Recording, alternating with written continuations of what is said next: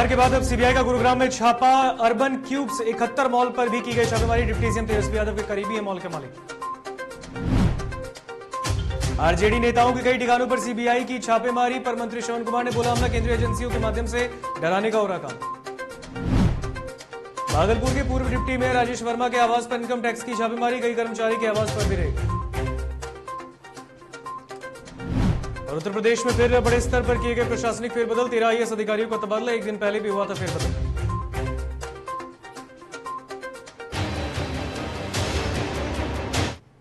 नमस्कार, देख रहे हैं आप डीटीवी भारत। मैं हूं आपके साथ ऋतिक सुमन। खबरें विस्तार से। बड़ी खबर से रूबरू करा देते हैं आपको। बिहार के बाद अब सीबीआई का गुरुग्राम में भी छापा, यानी कि हरियाणा के गुरुग्राम में भी अब छापा चल रहा है सीबीआई का। अर्बन क्यूब 71 मॉल पर की गई छापेमारी।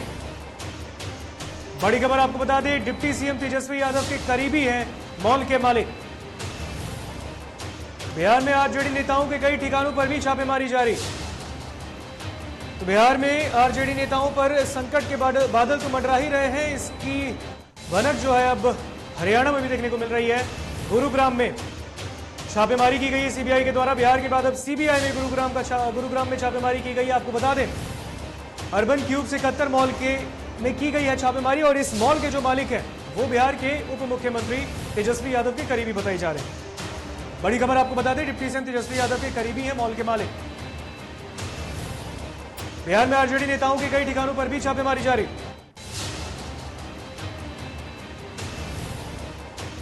तो बिहार के बाद अब गुरुग्राम में भी सीबीआई का छापा देखने को मिल रहा है। आपको बता दें, ये बड़ी खबर आ रही है। आरजेडी नेताओं के भी कई ठिकानों पर बिहार में छापेमारी चल रही, चाहे पटना हो, मधुबनी हो, कई जगहों पर छापेमारी लगातार जारी है। और ऐसे में आपको बता दें, इस बीच एक खबर हरियाणा से भी आ रही है। हरियाणा के गुरुग्राम में, यानी कि दिल्ली एनसीआर में भी ये छापेमारी चल रही है। आपको बता दें, अर्बन क्यूब 71 मॉल के मालिक जो है वो डिप्टी सीएम तेजस्वी यादव के करीबी बताए जाते हैं। और उनके मॉल में भी सीबीआई ने छापा मारा है। इस खबर पर अधिक जानकारी साझा करेंगे हमारे साथ हमारी सहयोगी शर्मिला चौहान फोन लाइन पर जुड़ गई हैं। शर्मिला, बिहार के बाद हरियाणा में छापेमारी चल रही है, क्या कुछ ये पूरा मामला है? विस्तार से जानना चाहेंगे।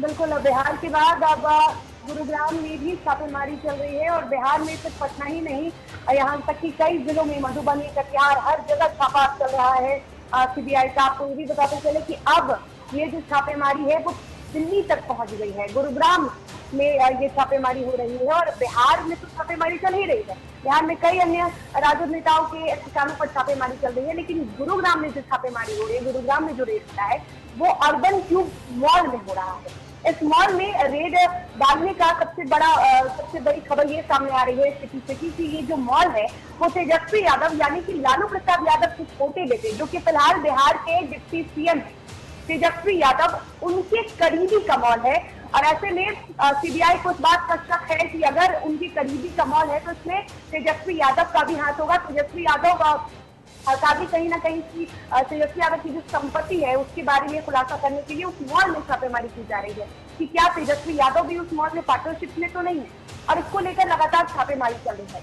अगर बिहार की बात कर ले तो बिहार में सीबीआई और ईडी दोनों की छापेमारी कर रही है। और 22 ठिकानों पर लगातार छापेमारी हो रही है। और अब राजद के 5 ऐसे नेता हैं जिनके 25 ठिकानों पर छापेमारी की गई है, जिसमें राज्यसभा सांसद है, जिसमें पूर्व विधायक है, आरजेडी के फाइनेंसर अबू दोजाना, उनके भी ठिकानों पर छापेमारी हो रही है। और उसके साथ अब गुरुग्राम के एक मॉल में भी छापेमारी हो रही है। गुरुग्राम को लेकर जो बात आ रही है शर्मिला की, गुरुग्राम के जो सेक्टर 71 में ये मॉल, अर्बन क्यूब्स मॉल, उसमें कहीं ना कहीं डिप्टी सीएम तेजस्वी यादव का भी कुछ हिस्सा है, कुछ हिस्सेदारी उनकी भी लगी है। बिल्कुल, यही कहा मैंने आपसे कि मॉल है उसके मालिक है तेजस्वी यादव के बेहद करीबी। और इसमें ये खबर भी सामने आ रही है कि कहीं ना कहीं तेजस्वी यादव का भी पार्टनरशिप उसमें होगा, तेजस्वी यादव का भी उसमें होगा और कहीं ना कहीं हिस्सा तेजस्वी यादव, यानी कि जो इसे दोजाना की कंपनी बना रही है, यानी कि जो मॉल है उसमें दोजाना का भी हाथ है। और इसके अलावा लालू यादव के जो करीबी हैं और बालू माफिया है सुभाष यादव, उनके भी घर और ठिकानों पर छापेमारी की जा रही है। और बहुत सारे ऐसे मामले हैं जिसको लेकर सीबीआई आज रेड कर रही है, यानी कि जिन जिन नेताओं के ठिकानों पर छापेमारी हो रही है उन तमाम नेताओं पर कहीं ना कहीं आय से अधिक संपत्ति का आरोप लगा हुआ है। बिस्कोमान के चेयरमैन की बात करें तो उन पर भी आय से अधिक जो संपत्ति है उसका मामला है, उस पर भी आरोप कई बार लगते आ रहे हैं। उनके यहाँ भी, उनके ठिकानों पर भी छापेमारी हो रही है। तेजस्वी यादव, तेज प्रताप यादव, दोनों अब तक सीबीआई के रडार पर रहे हैं। जून में जो छापेमारी हुई थी उसमें तेजस्वी यादव, तेज प्रताप यादव, राबड़ी देवी, नीता बाटी, सभी की संपत्ति को सीबीआई ने खंगाला था। और एक बार फिर से जैसे ही सीबीआई को ये खबर लगी कि गुरुग्राम में जो मॉल है उसमें तेजस्वी यादव भी शामिल हो सकते हैं, तेजस्वी यादव का भी हिस्सा है, तो सीधा कहीं कुल मिलाकर अगर देखें तो बिहार में लगातार 25 ठिकानों पर राजद नेताओं की छापेमारी तो चल ही रही है, लेकिन हरियाणा के गुरुग्राम में भी अर्बन क्यूब्स मॉल में छापेमारी चल रही है। बहुत बहुत शुक्रिया शर्मिला इस खबर पर अधिक जानकारी हमसे साझा करने के लिए।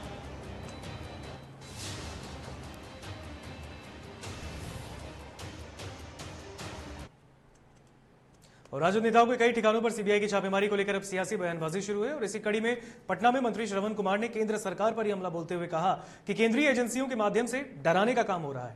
हमें पहले से मालूम था इस तरह का खेल भारत सरकार करेगी और इस तरह का काम वो पहले से करते आ रहे हैं और ये कोई नई बात नहीं।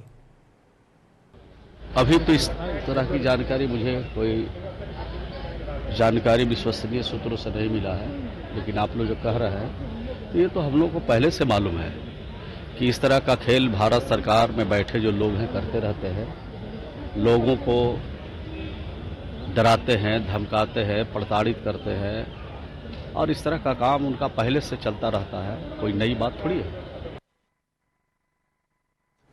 और बिहार में कई आरजेडी नेताओं के ठिकाने पर सीबीआई की रेड जारी है और इस बीच कटिहार मेडिकल कॉलेज में भी ये छापेमारी चल रही है। इसी कड़ी में राजद के राज्यसभा सांसद अहमद अशफाक करीम के कटिहार स्थित उनके मेडिकल कॉलेज इस परिसर में अल करीम यूनिवर्सिटी और उनके आवास के साथ साथ गेस्ट हाउस भी है, वहां पर छापेमारी हो रही है।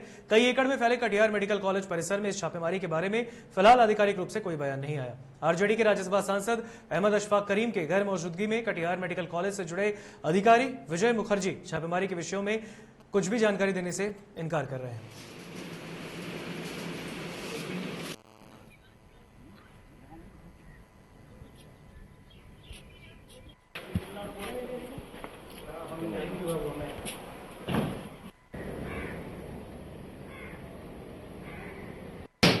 मान जाइए, चलिए दूसरे का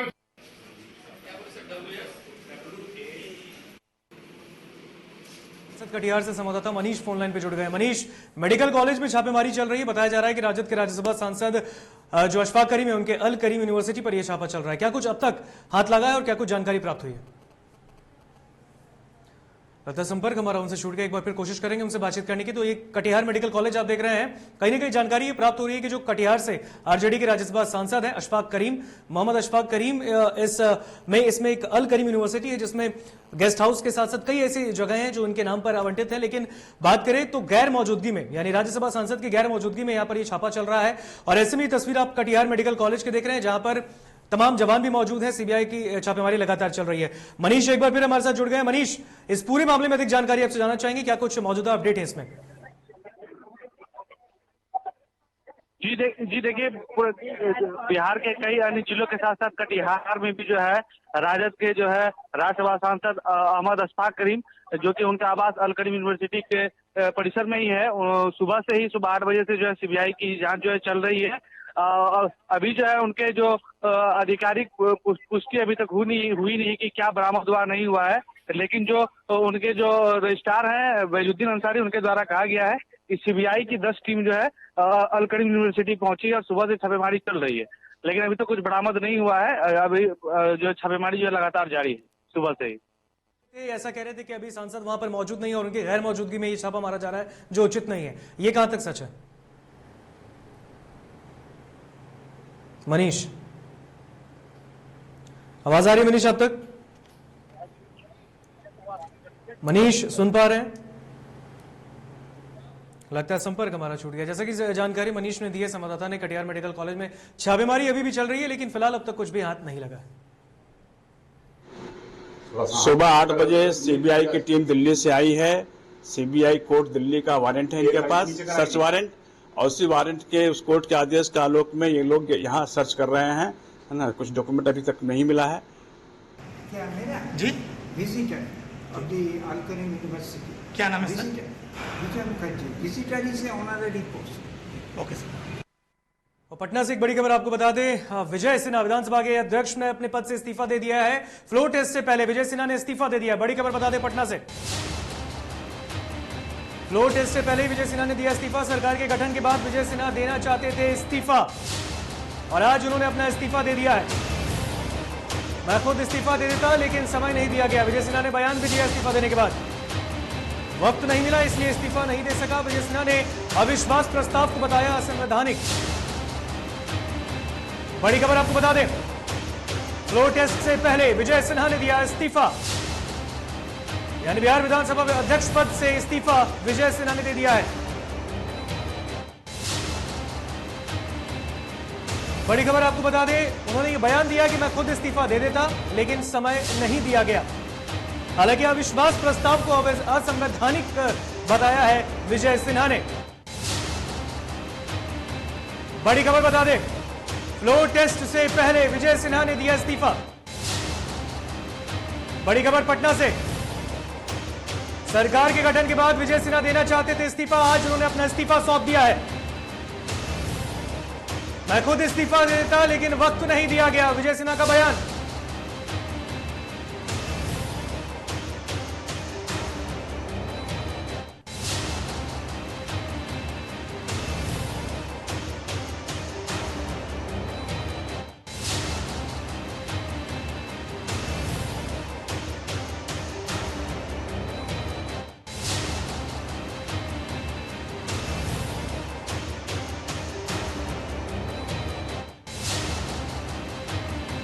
बता दें, फ्लोर टेस्ट से पहले विजय सिन्हा ने इस्तीफा दे दिया है। आपको बता दें, बिहार में आज नीतीश कुमार तेजस्वी यादव की सरकार का फ्लोर टेस्ट होना है और इस बीच महागठबंधन सरकार स्पीकर विजय सिन्हा को हटाने के लिए अविश्वास प्रस्ताव लेकर आई। अविश्वास प्रस्ताव के बावजूद विजय कुमार सिन्हा ने स्पीकर पद से इस्तीफा देने से इनकार किया। उन्होंने नीतीश तेजस्वी सरकार के विधायकों द्वारा लाए गए अविश्वास प्रस्ताव पर सवाल खड़े करते हुए उसे असंवैधानिक करार दिया है। बिहार में फ्लोर टेस्ट से पहले स्पीकर विजय सिन्हा ने इस्तीफा दे दिया। उन्होंने कहा कि वे पहले ही सरकार गठन के बाद इस्तीफा देना चाहते थे, लेकिन उन पर विधायकों ने अनर्गल आरोप लगा दिए। ऐसे में उन्हें इस आरोपों पर जवाब देना था, इसलिए उन्होंने अब तक इस्तीफा नहीं दिया था। लेकिन आज फ्लोर टेस्ट से पहले विजय सिन्हा ने अपना इस्तीफा दे दिया। बिहार विधानसभा स्पीकर विजय सिन्हा ने कहा है कि सरकार ने 9 अगस्त को इस्तीफा दिया, 10 अगस्त को नई सरकार के गठन का न्योता दिया गया। नई सरकार के गठन के बाद वो खुद स्पीकर पद से इस्तीफा देना चाहते थे, उसका त्याग करना चाहते थे, लेकिन 9 अगस्त को उन्हें पता चला कि उनके खिलाफ सचिव को अविश्वास प्रस्ताव का नोटिस भेजा गया। माननीय अध्यक्ष श्री ओम बिरला जी का मार्गदर्शन मिलना देश के आजादी के बाद पहली बार देश के माननीय प्रधानमंत्री श्री नरेंद्र मोदी जी का विधानसभा परिसर में आना और लोकसभा का इसके सेंट्रल हॉल में लगे बिहार के प्रतीक चिन्ह को दर्शाते हुए ऐतिहासिक शताब्दी स्मृति स्तंभ का लोकार्पण करना, बिहार विधानसभा के 100 वर्षों के सफरनामा से संबंधित विधानसभा संग्रहालय का शिलान्यास, विधानसभा के अतिथियों के लिए अत्याधुनिक गेस्ट हाउस का शिलान्यास प्रधानमंत्री जी के कर कमलों से कराना, शताब्दी औषधीय उद्यान में उनके कर कमलों से कल्पतरु पौधों का रोपण कर एक सकारात्मक ऊर्जा संचार के लिए रचनात्मक वातावरण बनाना, इन सब कार्यों से सदन की गरिमा और विधायिका इन सब कार्यों से बढ़ी है या घटी है, निर्णय सदन के सदस्यों को करना है। मैं इन सब कार्यों की मूल्यांकन की जिम्मेदारी बिहार की जनता पर भी छोड़ता हूं। इस सदन में संविधान के ज्ञान हमारे अभिभावकों से मिलता है। इस ज्ञान संविधान के ज्ञाता व्यवहार की बिहार नहीं पूरे देश ने देखा और इतिहास इसका समालोचक है। इसका भी निर्णय लोकतंत्र में मालिक जनता है, अंतिम निर्णय उसी का होता है। माननीय मुख्यमंत्री जी आसन के प्रति जो आपका सम्मान था, आपके द्वारा जो सहयोग मिला, उसको कहने की जरूरत नहीं, क्योंकि आप ही का नहीं, नेता प्रतिपक्ष के नाते जो आज उप मुख्यमंत्री है, सभी सदस्यों का सदन और बिहार की जनता लाइव होता था, देखता था। उत्कृष्ट विधायक और उत्कृष्ट विधानसभा पर जब हमने बहस कराने का प्रस्ताव रखा, मेरे मन के अंदर ये इच्छा थी कि बिहार विधानसभा भवन के शताब्दी वर्ष हम मना रहे हैं, 100 वर्ष के गवाह नहीं भागीदार बन रहे हैं। और भागलपुर के पूर्व डिप्टी मेयर राजेश वर्मा के आवास पर इनकम टैक्स की छापेमारी की जा रही है। साथ ही उनके कर्मचारी के आवासों पर भी छापेमारी चल रही है। इस दौरान काफी संख्या में पुलिस बल की तैनाती की गई और इससे पहले भी पुलिस मुख्यालय के द्वारा कई लोगों के खिलाफ गलत तरीके से पैसे कमाने को लेकर एक लेटर भी भेजा गया। इसकी जांच पुलिस गोपनीय तरीके से कर रही थी। इधर समाज सेवी विजय यादव के आवास पर भी सीबीआई ने छापा मारा है। भागलपुर से ये बड़ी खबर देख रहे हैं। पूर्व डिप्टी मेयर राजेश वर्मा के आवास पर छापा मारा गया है। आवास समेत कई प्रतिष्ठानों पर इनकम टैक्स का छापा। कर्मचारियों के घरों पर भी चल रही है छापेमारी। समाजसेवी विजय यादव के आवास पर भी छापेमारी की गई। बड़ी खबर आप देख रहे हैं। छापेमारी के दौरान काफी संख्या में पुलिस बल की तैनाती की गई है। तस्वीर भागलपुर की देख रहे हैं आप। इनकम टैक्स की छापेमारी जारी है और ऐसे में आपको बता दें, भागलपुर में इनकम टैक्स का ये छापा मारा गया है और इसमें फिलहाल छापेमारी चल रही है। चुनावी रणनीतिकार प्रशांत किशोर इन दिनों बिहार के दौरे पर हैं और इसी कड़ी में प्रशांत किशोर मधुबनी पहुंचे। मीडिया के साथ बातचीत के दौरान उन्होंने कहा कि इस अभियान के माध्यम से वो लोगों के साथ संवाद स्थापित करना चाहते हैं। प्रशांत किशोर ने कहा कि हमारा उद्देश्य बिहार में एक नई राजनीतिक व्यवस्था बनाना है। सत्ता परिवर्तन हमारा मकसद नहीं है। अगर पदयात्रा के बाद सब लोगों की सहमति से कोई दल बनता भी है तो वो बिहार के सभी सही लोगों का दल होगा। प्रशांत किशोर का दल नहीं होगा। सब मिलकर अगर तय करेंगे तो दल बनाया जाएगा। उन्होंने कहा कि मैं अभी लोगों से बात करने, उनकी समस्याओं को समझने में पूरा वक्त लगा रहा हूं। मेरा ऐसा मानना है कि बिहार को और खंडित करने से किसी का भला नहीं होगा।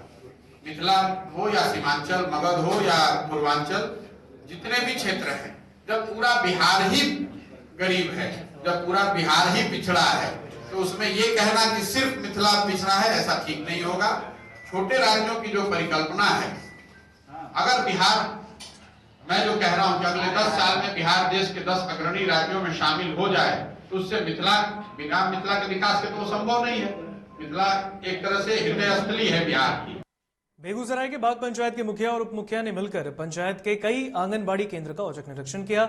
इस दौरान वे काफी असंतुष्ट भी दिखे। आपको बता दें, डंडारी प्रखंड क्षेत्र अंतर्गत बाग पंचायत के विभिन्न वार्डों में पहुंचकर आंगनबाड़ी केंद्र संख्या 54, 55 और केंद्र संख्या 27 का बाग पंचायत के मुखिया और अमरजीत सहनी और उप मुखिया रोहित कुमार ने औचक निरीक्षण किया है। इस दौरान कई कमियां पाई गई, जिसके तत्काल सुधार का निर्देश दिया गया है। गया में विष्णुपद मंदिर प्रांगण में मंत्री मोहम्मद इस्राइल मंसूरी के द्वारा प्रवेश का मामला अब थमने का नाम नहीं ले रहा है। अब बीजेपी इस मुद्दे पर नीतीश सरकार के खिलाफ आमने सामने हो गई। आपको बता दें, मुक्तिधाम गया जी में गंगा उद्धव योजना के तहत फल्गु नदी में बने रबर डैम के अवलोकन के लिए नीतीश सरकार के सूचना एवं प्रौद्योगिकी मंत्री मोहम्मद इस्राइल मंसूरी विष्णुपद मंदिर में दर्शन के लिए प्रवेश करने गए थे। इस मामले को लेकर अब कई हिंदू संगठनों के द्वारा जमकर विरोध किया जा रहा है। इस प्रकरण में भारतीय जनता पार्टी ने नीतीश कुमार का पुतला फूका। प्रदर्शनकारियों ने कहा कि नीतीश कुमार इस मामले में सार्वजनिक माफी मांगे और मंत्री मोहम्मद इस्राइल मंसूरी को मंत्री पद से हटाएं, नहीं तो आंदोलन और तेज होगा।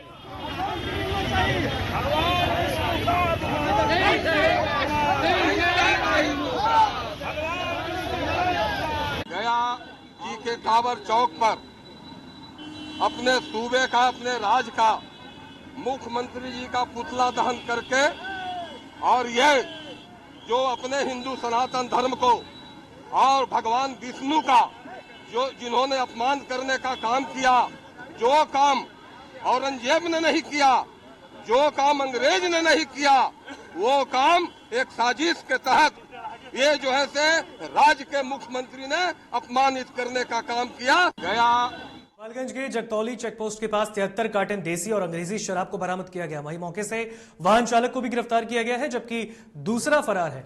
भोरे के थाना अध्यक्ष सुरेंद्र कुमार यादव ने इसकी जानकारी साझा की है।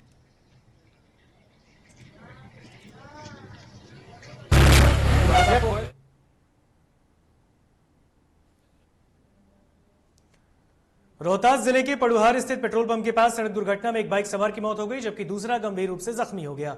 जानकारी के मुताबिक तेज रफ्तार कार ने बाइक सवार को रौंदा है। सूचना पाकर मौके पर पहुंची पुलिस ने शव को कब्जे में लेकर पोस्टमार्टम के लिए भेजा और मामले की जांच में जुटी है। इनका मौत रामपति गांव एथी है, चांदी एथी नहीं, समल बिघा ना, समल बिघा। हाँ, और जो आप थाना नहीं बताएंगे, गोही के है। हाँ, दरभंगा जिला के डीएमसीएच के पास कुछ छात्रों और समाजसेवी ने प्रतिरोध मार्च निकालकर पटना में हुई सीटेट छात्रों की एडीएम द्वारा पिटाई का विरोध किया और कड़ी निंदा करते हुए कहा कि ऐसे पदाधिकारियों को अभी तक सरकार बर्खास्त क्यों नहीं कर रही, इन्हें तो तत्काल बर्खास्त कर देना चाहिए। ऐसे पदाधिकारी जो भारत के तिरंगा झंडा का सम्मान नहीं करना जानते, उनसे उम्मीद क्या की जा सकती।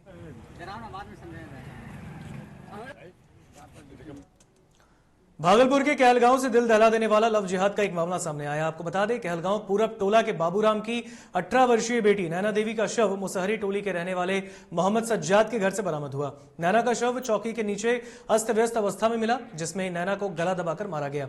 मृतका की मां का कहना है कि उसकी बेटी को पहले जहर का खिलाया गया, उसके बाद गला दबाकर उसे मौत के घाट उतारा गया। वहीं मृतका की पति ने कहलगांव में मोहम्मद सज्जाद के खिलाफ केस दायर किया और कहलगांव थाना घटनास्थल पर पहुंचकर मोहम्मद सज्जाद को गिरफ्तार कर चुकी है। लेकिन मृतका की मां अब भी ये कह रही है कि उसकी बेटी को सज्जाद ने मारा है, उसे इंसाफ चाहिए। और राजधानी पटना में प्रदर्शन कर रहे शिक्षक अभ्यर्थियों पर लाठियां भांजी गई थी और ये शिक्षक अभ्यर्थी 7वें चरण की नियुक्ति की मांग को लेकर डाकबंगला चौराहे पर प्रदर्शन कर रहे थे। शिक्षकों पर हुए डाकबंगला चौराहे पर पिटाई की तस्वीर वायरल होने के बाद अब छात्र संगठन विरोध प्रदर्शन कर रहे हैं। भागलपुर के स्टेशन चौक पर अखिल भारतीय विद्यार्थी परिषद के छात्र दोषी अधिकारियों पर अविलंब बर्खास्त करने की मांग की। वहीं मुख्यमंत्री नीतीश कुमार का पुतला दहन भी किया।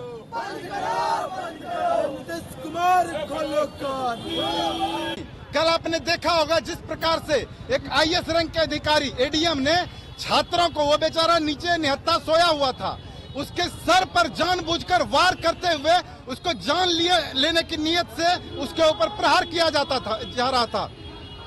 एक आईएएस स्तर के जो अधिकारी होते हैं या एक आम पुलिस वाले भी, उसको ट्रेनिंग दी जाती है कि अगर छात्र या कहीं भी लाठीचार्ज करते हैं तो पैर पे लाठी चलाना है।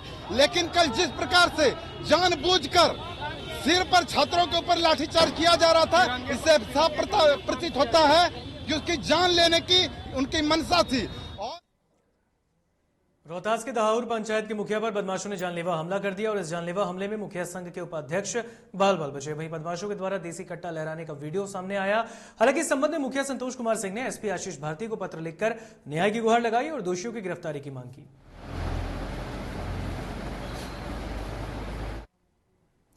उत्तर प्रदेश में एक बार फिर बड़े स्तर पर प्रशासनिक फेरबदल किए गए हैं। 13 आईएएस अधिकारियों को इधर से उधर कर दिया गया।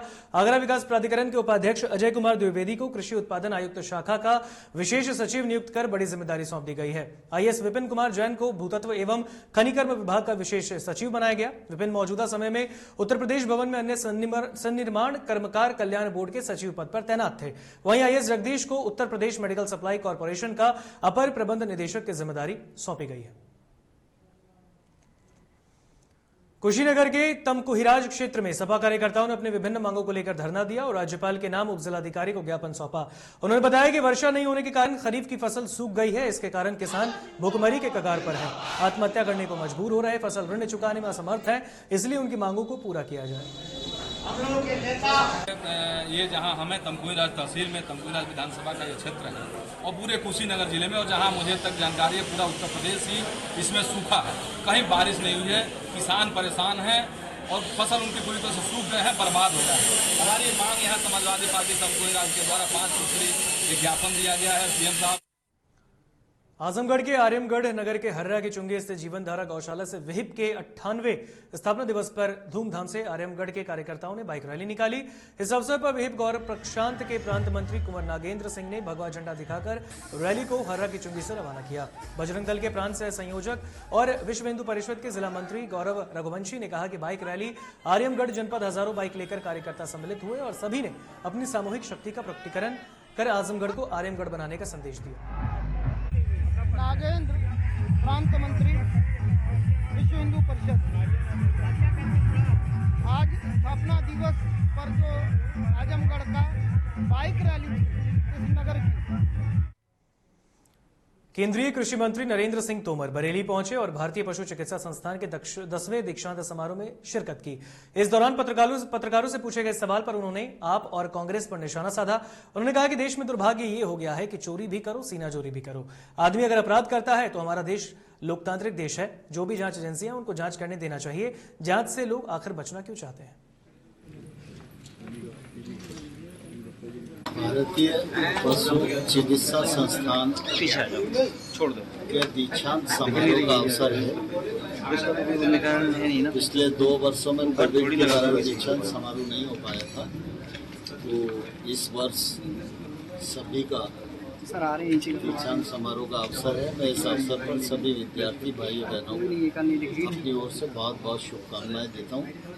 हम सभी जानते हैं कि देश की ग्रोथ में पशुपालन का काफ़ी महत्वपूर्ण योगदान है, और जब पशुपालन को बढ़ाना है तो पशु चिकित्सा के क्षेत्र को भी बढ़ाने की ज़रूरत है।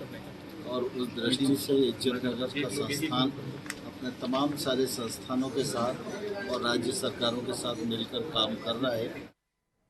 भदोही में बगैर ड्रेस के स्कूल पहुंची कक्षा 8 की छात्रा को पूर्व ग्राम प्रधान ने मारपीट कर स्कूल से भगा दिया था और जाति सूचक शब्दों का प्रयोग किया था। इस मामले को लेकर बेसिक शिक्षा अधिकारी ने खंड शिक्षा अधिकारी को जांच के निर्देश दिए और पीड़ित छात्रा की मां की तहरीर के आधार पर पुलिस ने पूर्व ग्राम प्रधान पर मुकदमा किया है। जैसे ही संज्ञान में तुरंत हमने खंड शिक्षा अधिकारी को वहाँ भेजा, तो संज्ञान लिया है कि पूर्व प्रधान गए और उस स्कूल पे बच्चियों को खड़ा करके जो ड्रेस में नहीं था उसको उन्होंने पूछा क्यों नहीं है, उसके बाद उसको बाहर निकाले। तो और उसके बाद जहाँ तक हमारे संज्ञान में आया, हमने तुरंत उस पर कार्रवाई शुरू कर दी है और FIR भी हो चुका है। गार्जियन बच्चे की मां ने कराया है और इसकी शिकायत हुई। हमने तुरंत हेडमास्टर से भी पूछा कि ऐसा क्यों हुआ, कोई बाहरी व्यक्ति कौन प्रवेश कर रहा है।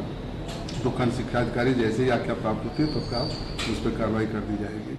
मंडला के बिछिया पुलिस ने डीजल चोर गिरोह का पर्दाफाश किया। पुलिस ने नेशनल हाईवे पर कार्रवाई कर 4 चोरों को गिरफ्तार किया। पकड़े गए चोर NH पर खड़े ट्रकों को अपना शिकार बनाते थे।